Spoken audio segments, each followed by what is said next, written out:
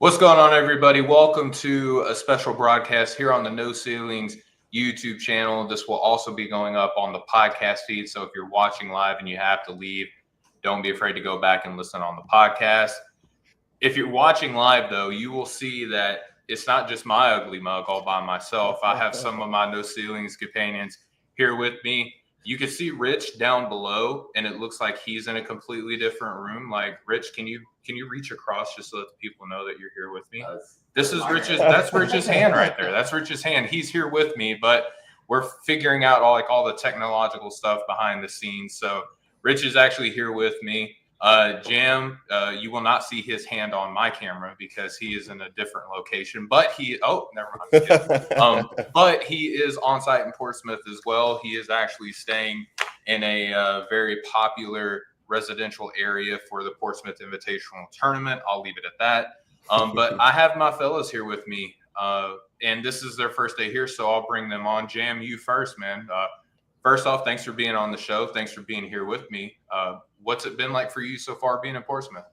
Of course, happy to be on it. We talking about my favorite pre-draft event of the season, of the cycle, and it's just been an incredible event so far. You know, coming into it, so many people from the No Ceilings team and outside media people, NBA scouts as well, just really has deemed this Portsmouth class as one of the deepest in a really long time. We see the result of NIL keeping guys in a little longer than also the extra COVID year. So, but it's been a really good experience so far. Seen some very good games, some notable guys, under the radar guys, and being able to catch up with a lot of people from the draft community so far.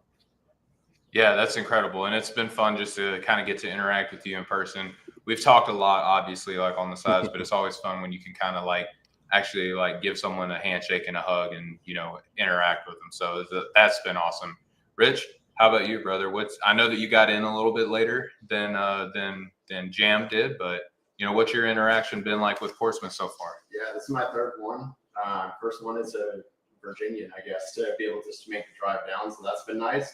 So joining Jam in that regard, but it's always fun. It's like a great networking event, right? You get to see basketball in a much different way than these guys ever played in college. So it's a really cool perspective. It's just weird because I'm looking at you on the camera and then I'm looking at you across the table. This is just fun. So I hope everybody is enjoying that as much as I am. But yeah, it's been fun. The second day has been awesome. I spent early portions of the day talking with agents, talking with players and stuff like that. Just kind of getting a feel for how things have been going. This is just Jam. It's quickly becoming my favorite pre-draft thing. I'm still slowly getting plugged into these types of events, but it's just been incredible just to get interact with people, get a feel for draft buzz, obviously, but just even the day-to-day grinds. These players are playing until 11:30 at night in some cases, and then going back to their hotels and then waking up for 8 o'clock in the morning interviews for teams and stuff like that. It's not a vacation. There's a lot of work that goes into Portsmouth, and that's something that, as much fun as it is, it's equal work, equal fun is what I'm discovering so far. But enough of the niceties there. We'll get into the games. And there were 3 games last night. There are going to be 3 more games today. First game was at 3:15, and it was between the losing teams of day one. So the Cell Systems Ltd. Again, that team consisted of Kobe Sanders, John L. Davis, Ian Shefflin, David Joplin, Daniel Bacho, T.Y. Johnson, Wooga Poplar, and Juwan Roberts. They played against the Norfolk Sports Club, a team that had Davion Smith, Tamar Bates, Cam Carter, Tyson Degenhart, Victor Locken, Eric Reynolds, C.J. Huntley, and Jamil Telfort. Jam, I'm going to be leaning on you for the dialogue in this game. What stood out to you amongst the players, maybe team constructs, the way that the team kind of meshed together, or just prospects in general that you thought kind of showed out, brother? It's hard for me in this game not to start anywhere other than Nevada's Kobe Sanders. I thought he was incredible this game. He started off very aggressive, scoring early and often, getting to his signature pull-up game. He's shown to be able to play pick and roll as well as he's done through Nevada and this past year as well. Thought the connective passing was very good. But when you talk about his listing, he's 6'7", I believe is the listing. We should have Bam sometime today with the official measurement. Yeah. But he does have NBA positional size for a wing. There's some mature muscle to his frame, some definition. The long arms, he uses his length to be a defensive playmaker as well. But just the confidence that he's shown as a scorer, willing defender, I think has been absolutely incredible. And he really had the gym buzzing, with his raise of pull-ups and just this hard play on both ends of the court. And I think he's really helped himself. And he could be one of the early leaders for MVP. I think his teammates we'll talk about later could be in that running as well too. But I think he has certainly helped himself, even if he does go out and lay a dud, the rest of the tournament, which I'm not putting that on. I'm hoping he doesn't. But I believe he's really helped himself, and he's going to be one of the biggest winners leaving the weekend for Portsmouth. I wholeheartedly agree. I mean, I was here for game one. I watched him play, and he had 7 points. It wasn't like the most notable performance among his team or his opposition yesterday. But if you look between day one and day two, he might have had one of the highest areas of improvement, I guess is the best way I could put that, where went from 7 points to almost 20 more points in this game. He was 11 of 19 shooting, 3 of 6 from deep, made his 1 free throw attempt. He had 4 rebounds, 3 blocks, and an assist. And if you look on the Nevada team website, he's listed at 6'9". He's somewhere between that 6'7" and 6'9". But Jam, if you're that size and you have a strap, that's clean. Rich, I will turn over to you because I know that you weren't here, but I know that you're deep in the weeds on talent evaluation, if you will. Kobe Sanders he might have fallen a little victim to like that West Coast bias because he plays late games compared to when most of us, I'll raise my hand, are asleep. Somewhere between 6'7". Jam, you raise your hand. There you go. 6'7" to 6'9" with a strap like this, and he had 3 blocks in a performance. What can a performance like this in front of all these NBA teams do for a player? Yeah, I mean, over the last few years, I feel like at Portsmouth, always there's somebody who they show out, they have good numbers, and it just makes scouts go, dang, like it was an oversight. There's oversights every year. Yeah. This year, I think there's going to be a lot of these guys. Like, I mean, I think today's game's Friday, right? We could be talking about this tomorrow, same thing, and saying, hey, like somebody broke out today because it's just such a deep field.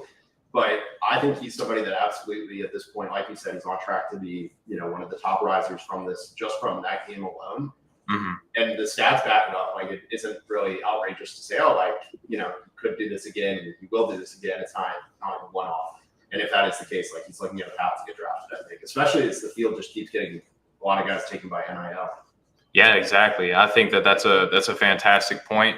One player that I want to turn to is a player that I've just felt like has been the best player coming into this tournament, and I don't think that he's done anything to necessarily detract away from that.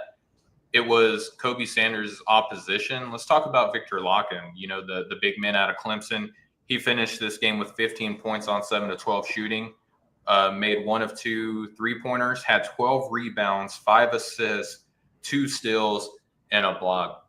Jam, I want to talk to you about this because depending on who you talk to NBA agency wise, if you ask like who they were most excited to see, I felt like there were a lot of other names mentioned coming into a tournament like this. But Victor Locken somehow, I feel like at 6'11", somewhere between 240, 250 pounds, just the way that he plays the game with like the combination of strength and skill. If you look at NBA rosters, like I don't know how Victor Locken can't be a second or third big man in an NBA rotation. Did he kind of show you that he could fill that role? Yeah, he's certainly shown that. And kudos to you. I know you were very high on him coming in here as of him being one of the standouts. And you were absolutely right. And he certainly looked like one of the best players and one of the top big men here for sure. And what he's been able to do, just rebounding the ball, being able to block shots as well. I was pretty impressed with some of his defense in space, his ability to be fluid in those situations. He had a steal right at half court. I forgot who it was on, but he had a steal on the guard right at half court, one-on-one, just used those long arms, plucked it away, and got the assist for the CJ Huntley dunk. But yeah, he's been fantastic. He's showing that he's more willing to shoot the three. I think that's going to be kind of the thing for him. Can he continue to show that there is something there with the jumper, particularly from three? This season, he shot a career best 37% from three at Clemson, just under 2 attempts per game at 1.9. And he's knocked down a couple threes in the Portsmouth as well. My thing for him is he's a career 31% three-point shooter. He's taken a significant jump, albeit the sample size per game is not that large. But can he continue to build off that touch? Is there more for teams to tap into here? And he doesn't have to necessarily become a true stretch type of big, but if he can be the play finisher, block some shots, and be able to hit some open threes, I think that'll be huge for him in his stock. Absolutely. And you go to that half court still that you were talking about. We were laughing because he was telling someone to pick up the guard. It might have been T.Y. Johnson, I think maybe. Don't aggregate me on that, folks. But the guard was coming up and Victor was like, someone pick him up, someone pick him up. And then he was just like, fine, I'm just going to steal the ball myself. It was an incredible, sequence for him to create an extra possession for his team. And like you mentioned, he put the ball out in transition. Rich, I want to get your thoughts. Just real quick, that still is checking my notes. That was on John L. Davis, so a very real player, SEC player. So it was a very good data point for him to be able to show the defensive playmaking on the guard there. Yeah, who, like you mentioned earlier, might be in the running for the best player in the tournament. Victor just took his cookies. Rich, what's been your impression so far with Victor Locken, just overall as like an NBA level talent? Yeah, I remember, I think it was you that was very, very high on him in terms of before the season and at the beginning of the season. And with his size and the shooting improvements like that alone should put him on radars, I think. He's somebody that I think fell a little bit under my radar, though. I mean, the Clemson team had 3 guys that are here this week. Yep. And he kind of slipped through the cracks, and I think he's somebody that's going to go through other scouts and go, wait, how did we miss this guy? Like Shefflin pops, Hunter pops, but what about him, Yeah, that's totally fair. And I know Corey was a big proponent of Victor Locken, and Maxwell actually wrote about him once upon a time for the No Stones Unturned. So he's got a lot of fans within the No Ceilings community. Jam, I want to turn it to you. Just other players that stood out. There's quite a few to pick from in this game, especially if you look from day 1 to day 2, how they performed yesterday or I would say 2 days ago now, excuse me. I'm getting my time lapses here all mixed up. But from day 1 to day 2, day 1, some kind of underwhelming performances from players that ultimately ended up turning into some of the biggest performances of that game. Yeah, I want to give a shout out to CJ Huntley of Appalachian State. I thought he had a nice bounce back game. The first game, he had 6 points, 2 rebounds, knocked down a 3. Then he responds yesterday with 17 points, 8 rebounds, knocked down 1 of his 2 3-point attempts, 2 blocks and a steal as well. I like the length and the way he's can use it, has been more consistent on that end defensively. But he is a capable defensive playmaker. He showed he can be a play finisher. He finished a number of plays with dunks, a couple of drop-offs, a couple oops slams and transitions as well, too. Good-looking stroke, listed at 6'11". Once again, we'll see. It is that time where, the bill is due, so to speak, where we're going to be able to see where these actual measurements are for guys. I think he's somewhere in between like 6'9" and 6'11". We'll see. But I think he's a very interesting stretch big from a smaller program who does have some upside and is making some noise to the yesterday and throughout the tournament as well.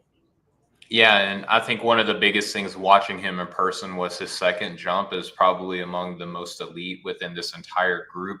Now, we'll say at his frame, it's probably easier for him to get up a little bit quicker because he is one of those more slight of frame big men. But nonetheless, he almost falls into this hypothetical category to where, I mentioned to you real time, he's got some F.A. Abogidi to his game where it's like if he could really have a lot of things hit, and it might take a lot of things hitting for him to like reach his upside. There's something interesting there. So it was a great performance from him. Let's not bury the lead, though, Jim, because John L. Davis, we've mentioned his name a few times, finished the night, or the day, I should say, with 22 points on 8 of 15 shooting. He was 2 of 4 from deep, 4 of 5 from the line. He had 5 rebounds, 2 assists, and 1 steal. A player that I'm intimately familiar with, being a Razorback fan. The first game, he also had a big performance. I felt like this game was more efficient, though. I felt like he got to his spots a lot easier. I felt like he showed his toughness and leadership a little bit more. We saw him communicating with the referees quite early and often throughout this game. Jam, why is John L. Davis not more? Why is he not considered more for NBA guard conversations? We talked about it a little bit yesterday in the gym, but I think it's just the role. What exactly is the role? Is he going to be someone that handles it? Is he going to be more of your ancillary guard? I don't see him as a lead guard. Is the ancillary guard, is he a wing? What does the measurements look like? He's a solid shooter, but not necessarily a great shooter, although before the previous year, before Arkansas, he shot the ball very well. So I think just kind of the lack of a true clean fit is the biggest things for him. And what exactly is the bankable NBA skill? Love the toughness, love some of the two-way stuff that he does, the poise, the grittiness that he plays with. But it's just, for me, what is the elite or very good NBA skill, and what is the role? I think that's fair. Rich, I know that you're very familiar with John L. Davis and his game. I think Jam touched on a lot of key points. I think that there are a lot of people that like what he brings to the table as a scorer, but what's stopping him from getting like real NBA buzz? Yeah, I mean, he's 6'4". Again, we'll see what he measures as. That's what he's listed on Basketball Reference. But for me, it's two things, and I think Jam already touched on it. Is he a point guard? Like, he's not a floor general, so probably not. Can he be a shooter? Maybe. He shot 41% last year, also like Jam said, and 36% the year before. That's good, but then he had a down year this year where he shot 32.8% from three.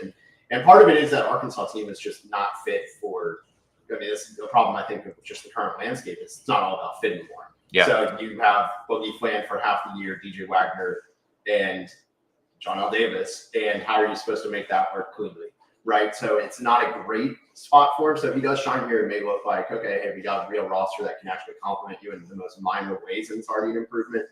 There could be something there, but I think it's just he's older. He had the run at FAU that was legendary, of course. Yep. But I think it just comes down to teams don't know what he is, right? Is he a one? Is he a two? Does he have to play up to the wing spots? Or like that's what makes it really hard. I think that's all fair criticism. I will say that a lot of his game come from him just being like a bigger, more physical guard too within this crop. And we were talking about once he got to his mid post, it was just over for some of these smaller guards. I mean, he's going up against guys like Davian Smith, Cam Carter, both extremely athletic, but they're not necessarily the most bulky of guard. And same goes for Eric Reynolds as well. These were the type of guards that once he got those guys on his hip, he could essentially dictate whatever he wanted to do. We saw him drive to the basket. We saw him get his float game up. We saw him do that mid-post fade over the top of some of these guys as well, because he himself is an actual pretty fairly decent athlete. So let's transition out of the second game. This was between Roger Brown's restaurant, which I heard some very funny things about the dining experience at that restaurant, up against Portsmouth Sports Club. Jam, you're smiling. You maybe could give a little bit more insight if you want to. If not, I totally get it on your dining experience there. There were some notable performances in this game. And over at NoCeilingsNBA.com, actually, if you're watching live, if you can pull up a separate tab or maybe pull it up on your phone or whatever, over at NoCeilingsNBA.com, Jam and I actually gave some of our most impressive players, some surprising players that really stood out to us.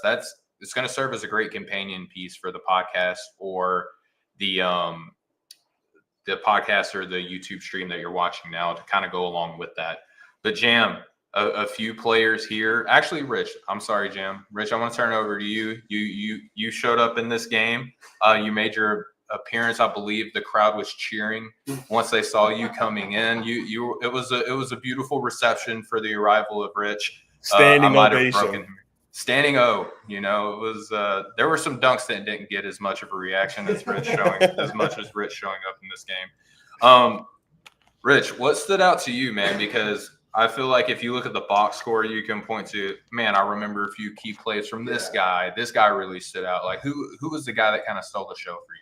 Yeah, I got there at the end of the first quarter, just travel reasons and everything. Nothing to do with the aforementioned experience.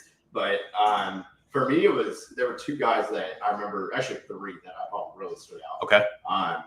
One was I thought Chance McMillan was fantastic. He was just ridiculous. He did all the same stuff. Not as much playmaking still as I wanted to see, but I mean, just putting the ball in the basket, like it was all there. Musa Cisse, I know we had talked about, like, we think he's going to measure pretty well. Yes. Super athletic. Like the testing, the people who were there that we talked to that saw him do everything said really good things about him. So a lot of positives there. He still finished with 13 points, 4 blocks, like just, crazy windmill at the very end of the game. So it's kind of really like 11, but that's besides the point. And then lastly, for me, I was really impressed with, I'm going to need some help on the pronunciation. We have 4 blocks, but from Marshall Obena, just because this is who I am, I can't pronounce any names of anybody. I struggle to pronounce my own name. So Obena and a Chilikilin. So much smoother than I could have ever done. I probably got it wrong. Even though you just got to be confident. Confidence can't save my problems. But for me, it was an 8 points, 4 blocks, not much else going on, but man, those 4 blocks. Yes. We were talking about it during the game. It was like whenever you watch Marshall this year, you would just look up and be like, "Oh, hey, look who's at the right place at the right time," and he walked away with over 2 blocks a game. I'm pretty sure. So he's somebody that I think, even though it wasn't a big flashy game, he's definitely somebody that made an impact. And Jam, I feel bad because if there was a snub from our article, I feel like it was Obina, because I was talking about him constantly through there, and just like truth be told, we were writing until 1:30 in the morning. Like at some point, you just got to call it a night before the quality of work. Obina was definitely a name that I rattled around, but if he follows it up with another strong performance, you will definitely hear from him, and we may even touch back on this performance of the game. But Jam, Rich touched on a number of talented players who all showed out. Where do you want to kind of anchor down, and who do you want to focus on? Whew, man, I think Rich really nailed a lot of the standouts there. Just really want to echo the Chance McMillan. You stole the player's thunder yesterday with your arrival. It's just who you are. Lord of Thunder. I love it. Just Chance McMillan, as Rich said, career 40% shooter. I believe shot 43% from 3 last year with Texas Tech. I just wish there was just some size there, because I'm always want to buy and believe in the combination of size and shooting. The size just really isn't there, but he is really a lights out shooter and continues to prove that here. I thought Terrence Edwards, 16 points, 6 of 18 from the field. He didn't obviously had the most efficient game, but he knocked down threes. Like, he still played with some energy. He looked like the Terrence Edwards you see at Louisville, getting to his spots, using that spin, kind of the floaters and push shots, all that type of stuff. I don't know what the exact role is for him. There's exactly a clean role for him at the next level. It may just be kind of like as that bench score, and kind of I'm not sure where the defense quite is with him. So I think it's kind of the hold up with him. I thought Caden Shedrick, play finisher, shot blocker, I thought he had a good performance as well. 11 points, 9 rebounds, 3 of those on the offensive end. And I want to give a shout out to Joe Bamismill. Oh God, I think I butchered it. I'm sorry, Joe. I think I butchered his name. Bamismill. There we go. Yeah. I probably got it wrong too, but you just got to say it confidently. You just got to stick to your guns. Yeah. So I thought Joe had a really solid game. Knocked down some threes. I think he's a kind of very interesting 3-and-D guard type, just because how long he is. Once we reference Bam Testament, when that measurement comes for him, I think he's going to, I think on the VCU website, I think they have him as a 7-foot wingspan. We'll see if that is accurate or how close that gets. But for him to be the 6'4"-ish guard that he is, I think that's pretty impressive. So those were some of the main standouts for me.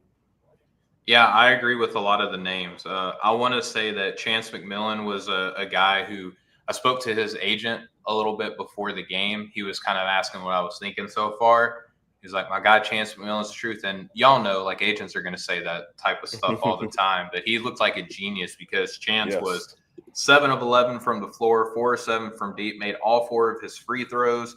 He had 3 assists on the game to go along with 2 boards and no defensive metrics, but I don't think that really encapsulated his overall impact. I mean, he was moving.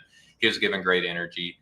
That the shots were incredible. There were a few times where Chance was just coming off of down screens or some rub screens, things like that. And Cam Matthews, who didn't have like the best scoring night, but I want to give him a little bit of love too. He's a name that if you were talking to the scouts there, a lot of people felt like he might have even been like the #1 prospect on their board coming in to this tournament. He played well. Like, he had some really good defensive possessions. He showed the fast break decision making.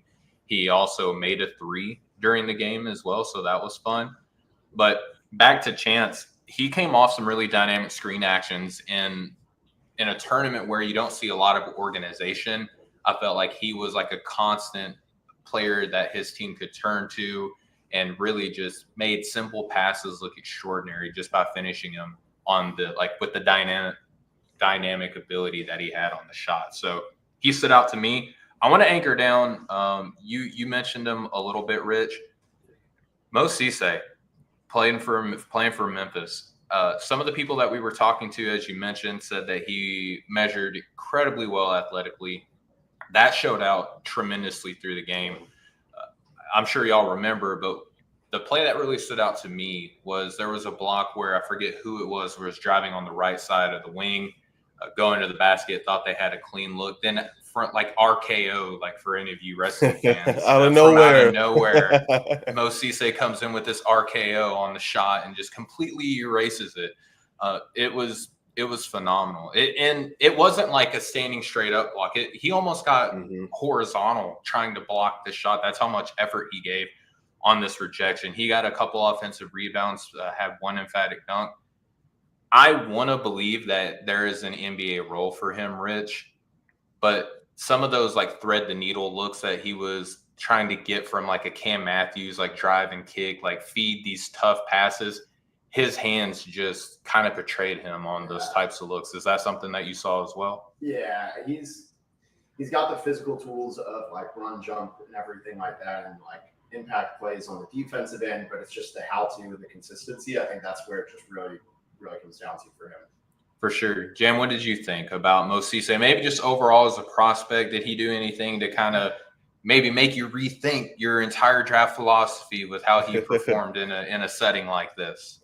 No, not really. I mean, as Mel Kiper Jr. says, he's an LTPer. He looks the part. Like, you see the physical tools. He's cut up super long. And as Rich said, like, the role is there for him as the play finisher, the rim runner, the shot blocker, as maybe the third big off the bench. But if you can't catch the ball or having some trouble with it, like, you can't be the play finisher at that elite level that you need to be to get those consistent minutes. So hopefully that's something he can clean up, because if he does, the NBA role is right there for him. Wholeheartedly. And I think the part that if I was in the, there's a lot of representation from NBA teams, just like right over next to where we were. I kept looking over them constantly just to kind of be like the Bill Simmons body language doctor, to kind of get a feel for maybe they would give me a little bit of how they were thinking about a player like in real time. One thing that I saw like a lot of positive body language reactions from was when Mo Cisse was in the huddle during breaks in the actions or during timeouts, and he was actively engaged with his teammates, with his coaches. At one point, he was holding players that I'm going to be nice and not share the names, but I know exactly who they are. If you're curious, DM me over on Twitter. He was holding them accountable for lack of defensive intensity, and he doesn't know these guys on like a team chemistry basis. He was just like, I can't do this all by myself. I will, but like I shouldn't do this all by myself. Player X, I need you to step it up. And we actually saw that player respond well to that type of accountability. So I think that if I'm an NBA team and I'm looking at a big man who we often criticize for lack of intensities, lack of motors and stuff like that, to see your big man do that type of stuff, I think that that's going to bode well for his NBA draft stock. And the last player, and then we'll move on to the next game that I really want to touch on. I was impressed by Julian Reese. I want to get y'all's opinion on that as well, because we think of him as like this undersized big man who's like a nice complementary player, and you're going to need to be a complementary player as a big man at the next level in a tournament like this.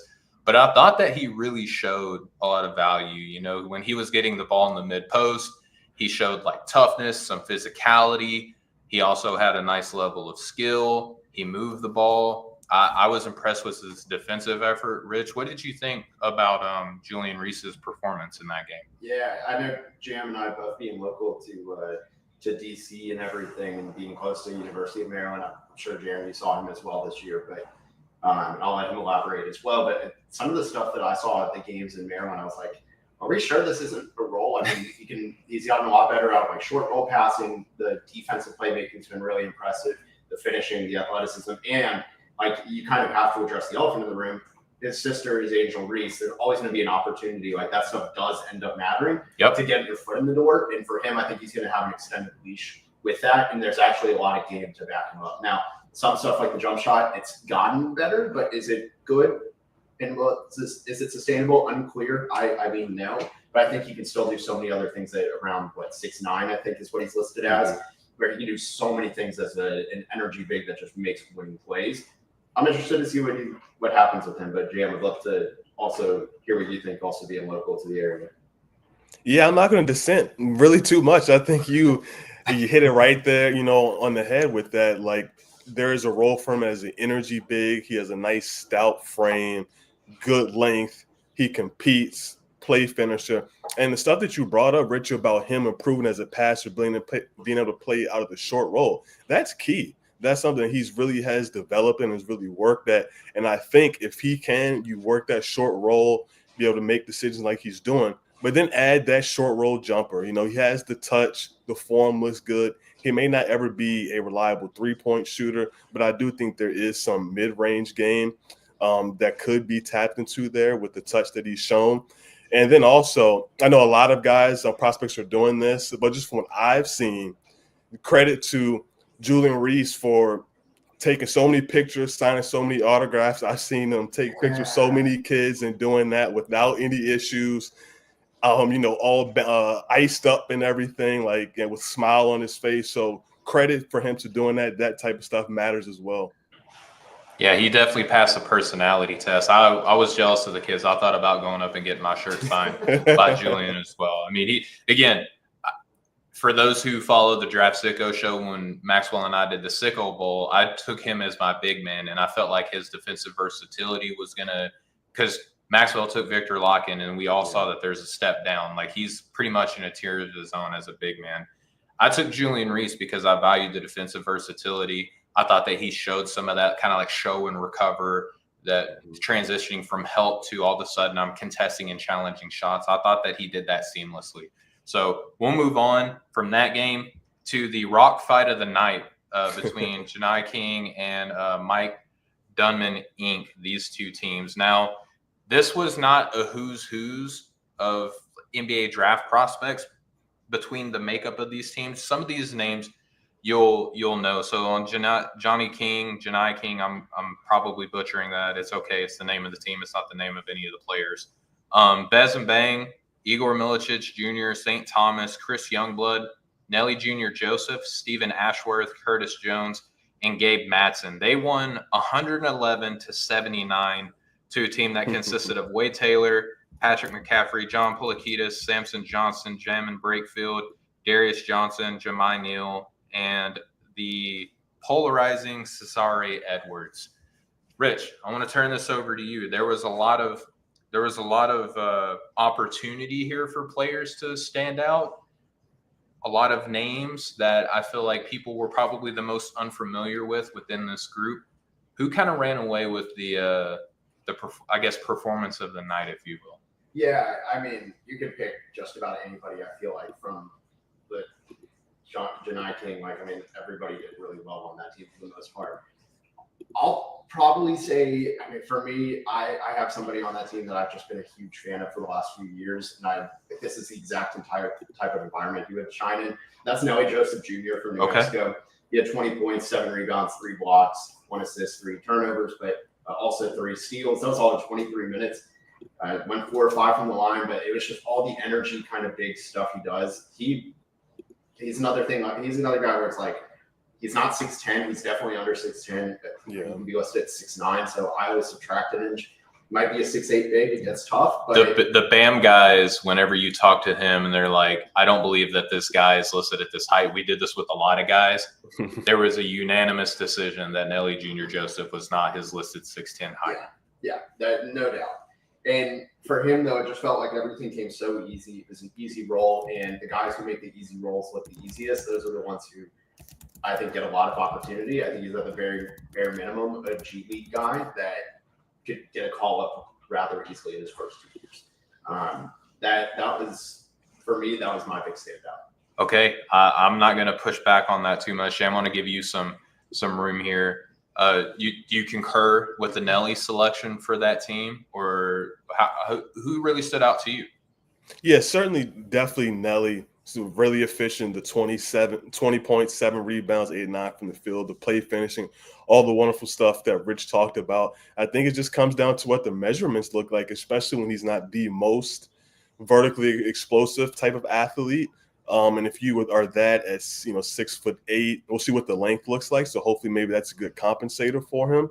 But that's something I'm certainly looking forward to seeing from him.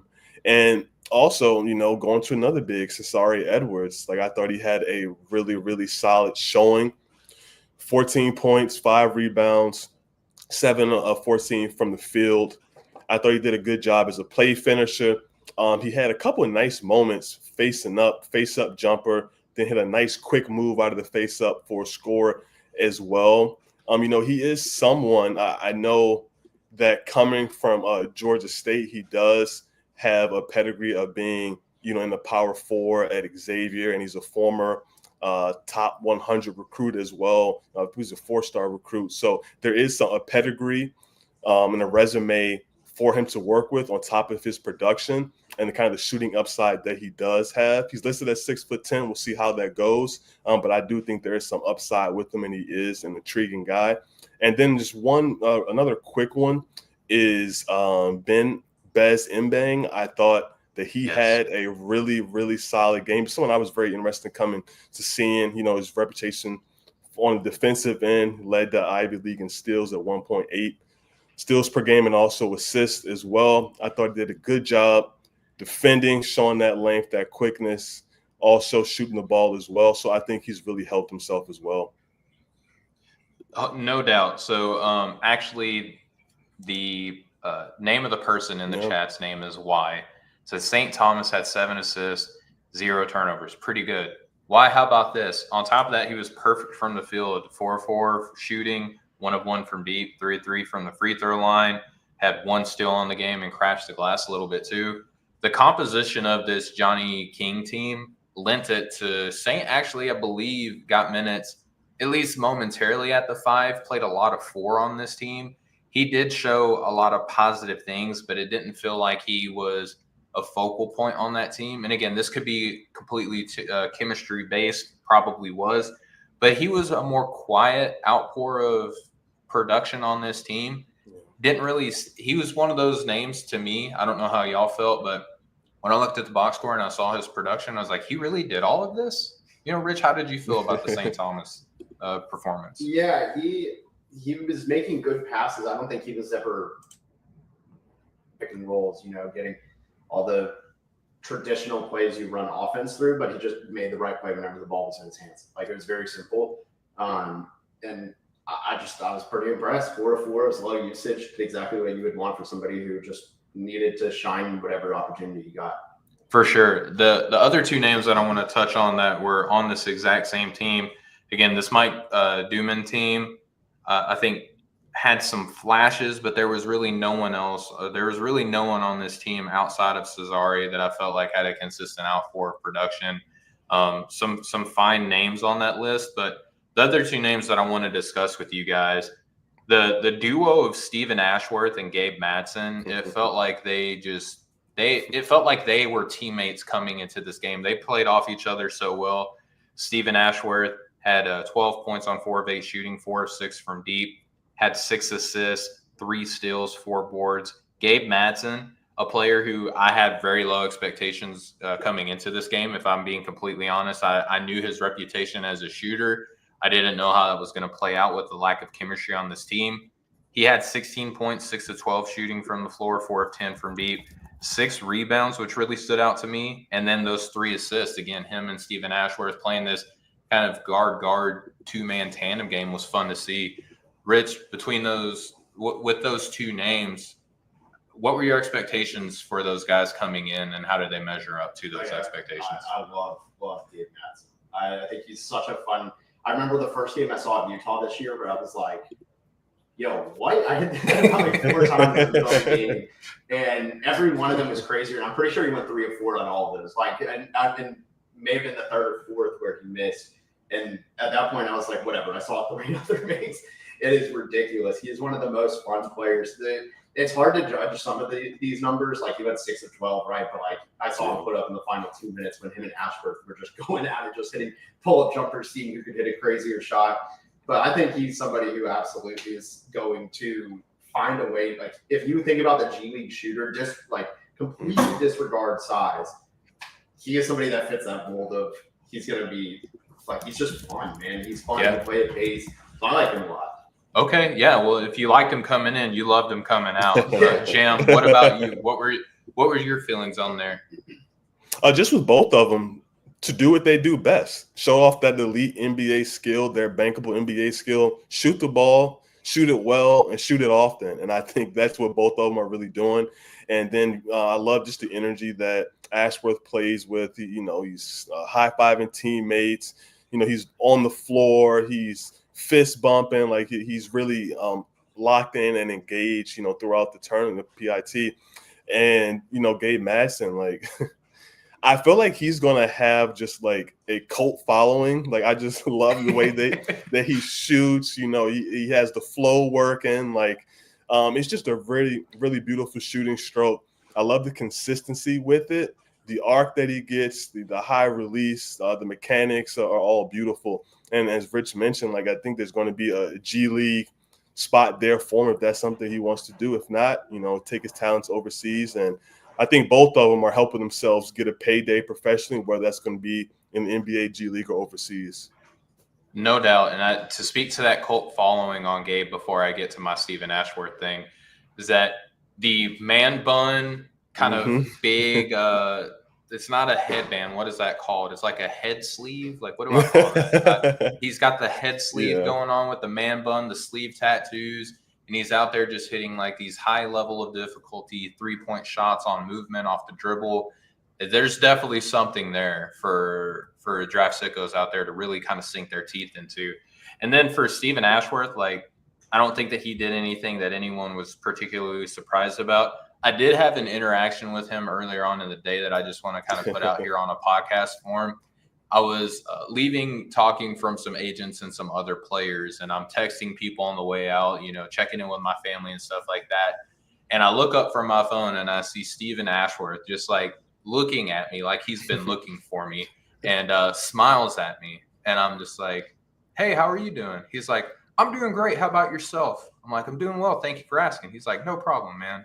I was like, "Dadgummit, now I got to put you in my top 60. Like, you were just like the most pleasant person that I've ever interacted with. Like, definitely understand. I can definitely see why he has a kid. He's a very charming human being." So big Stephen Ashworth guy now all of a sudden. But gentlemen, that's going to do it for our recap today. We're going to be in the house for day 3.